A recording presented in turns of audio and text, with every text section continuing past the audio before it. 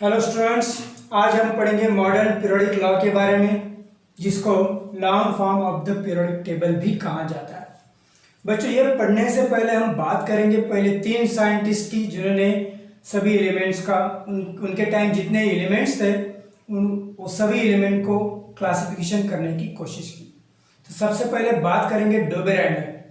तो डोबेरेंडर ने बनाया उसके ट्राइड्स और उसका लॉ बनाया, लेकिन वहां पे कुछ लिमिटेशंस ऐसे आई कि वो जो लॉ बनाया था उसने, वो कुछ ही सम ट्राइड्स के लिए वो एप्लीकेबल था, बाकी ट्राइड जो है उसका लॉ फॉलो नहीं कर रहे। देन बात करते हैं न्यूलैंड्स की।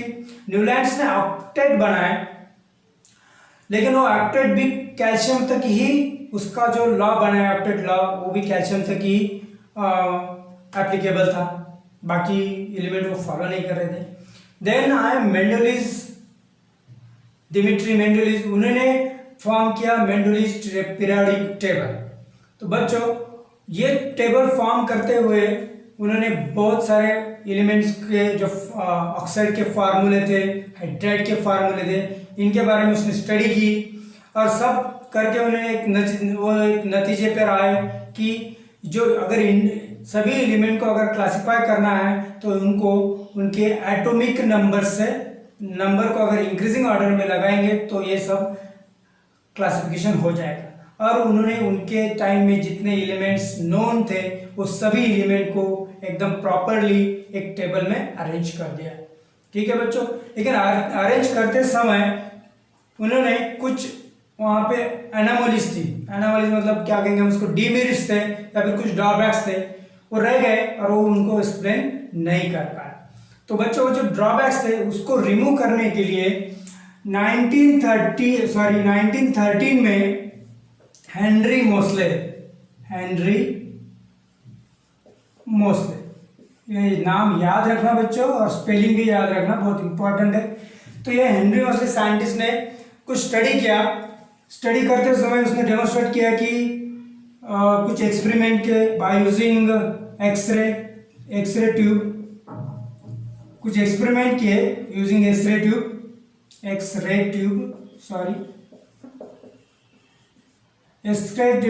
का यूज करके उन्होंने क्या फाइंड किया कि एटॉमिक नंबर ऑफ दैट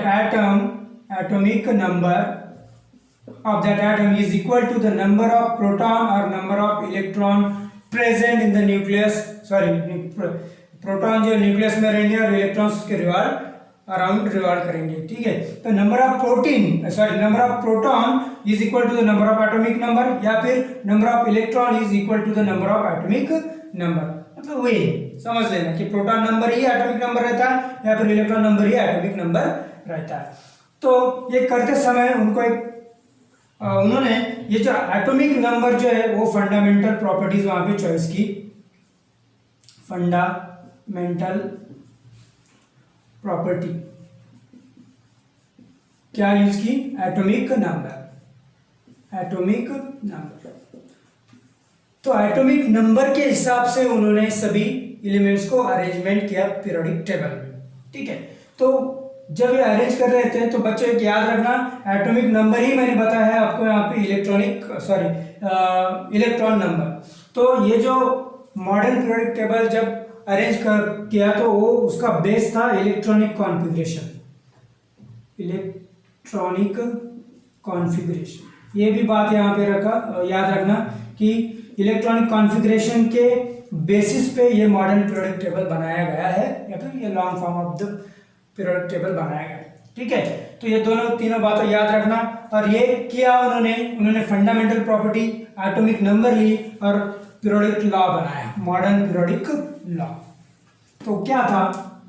तो बच्चों देखो यहाँ पे मॉडर्न पीरियोडिक लॉ जो है, जिस तरह से मेंडुले ने पीरियोडिक लॉ बनाया था उसी तरह से पीरियोडिक लॉ उसी तरह से है, सिर्फ एटॉमिक मास की जगह atomic number fundamental property Henry Moseley ने यूज की। ठीक है, तो क्या था हमें याद होगा। तो देखो बच्चों, properties of elements are the periodic function periodic function of their atomic numbers। तो ये उन्होंने क्या किया, एक पीरियोडिक लॉ बनाया। इसी लॉ के हिसाब से सभी एलिमेंट को एटॉमिक नंबर के इंक्रीजिंग ऑर्डर में अरेंज करते हुए टेबल बनाया।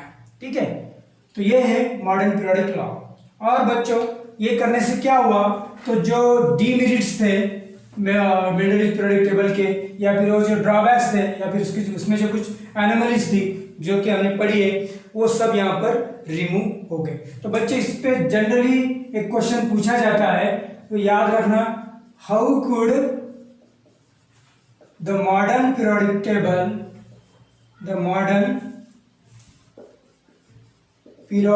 Table remove anomalies of the Mendeleev's periodic table। ठीक है, तो मेंडलीव पीरियोडिक टेबल में जो एनोमलीज थी वो मॉडर्न पीरियोडिक टेबल ने किस तरह से रिमूव कर दी। तो बच्चों सबसे पहले हमने जो पढ़ा था वो था आइसोटोप्स, पोजीशन ऑफ आइसोटोप्स। आपको याद होगा, तो इसके पहले के वीडियो में मैंने बताया। तो बच्चों आइसोटोप्स जो उसका डेफिनेशन रहता है, the element having same atomic number जो कि Z से डिनोट किया जाता है, but different atomic mass.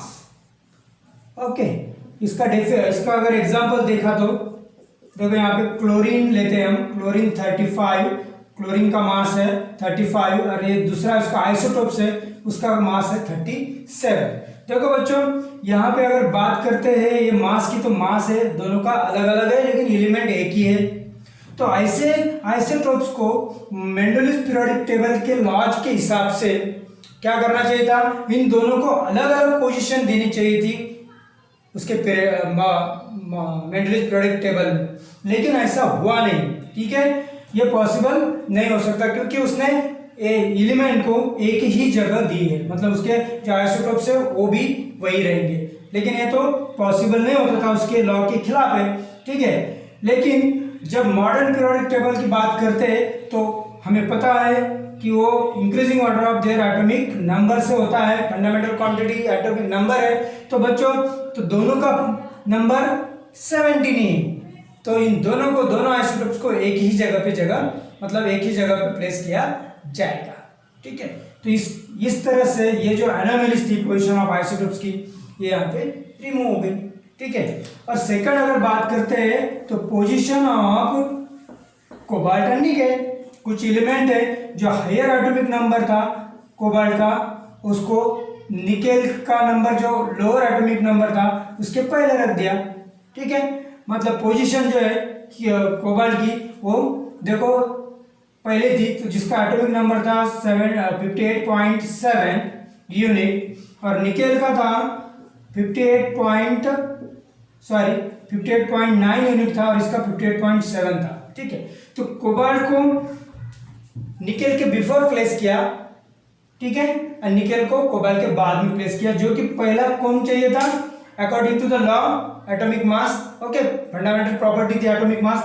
Atomic mass के हिसाब से निकेल को फर्स्ट प्रेफरेंस मिलना चाहिए था, मतलब फर्स्ट पोजीशन, एंड देन बाद में कोबाल्ट। लेकिन लिखा तो उन्होंने कोबाल्ट को पहले और निकेल को बाद में, लेकिन ये ऐसा क्यों लिखा ये वो एक्सप्लेन नहीं कर पाए। ठीक है बच्चों, ये बातें याद है, यहाँ पे याद रखेंगी। तो ये एनोमलीज थी, लेकिन अभी मॉडर्न पीरियोडिक टेबल में क्या हो गया, सभी element according to their atomic number के हिसाब से इंक्रीजिंग ऑर्डर में वो प्लेस किए गए। तो इसका एटॉमिक नंबर था 27 और इसका एटॉमिक नंबर है 28। तो बच्चों अभी जो एनोमलीज है वो ऑटोमेटिकली यहाँ पे रिमूव हो गई। तो पहले कोबाल्ट आ गया और देन निकेल आ गया। तो ये दोनों एनोमलीज को इस तरह से यहाँ पे रिमूव कर दिया गया। ठीक है बच्चों, तो और एक बात है कि थर्ड हमने पढ़ा था, लेकिन बच्चों मैं इसके बारे में आपको बता रहा हूँ, तो ये सिर्फ आपके लिए आपकी जानकारी के लिए हम यहाँ पे रखेंगे और एग्जाम में नहीं लिखेंगे। ठीक है, बात करते हैं पोजीशन ऑफ हाइड्रोजन की, ठीक है।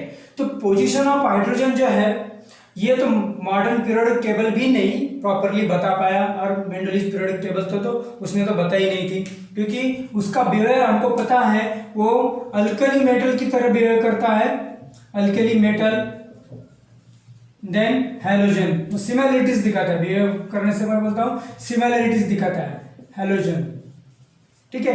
अल्कली मेटल्स की तरह उसकी सिमिलरिटीज है और हैलोजन्स की तरह भी है, ठीक है।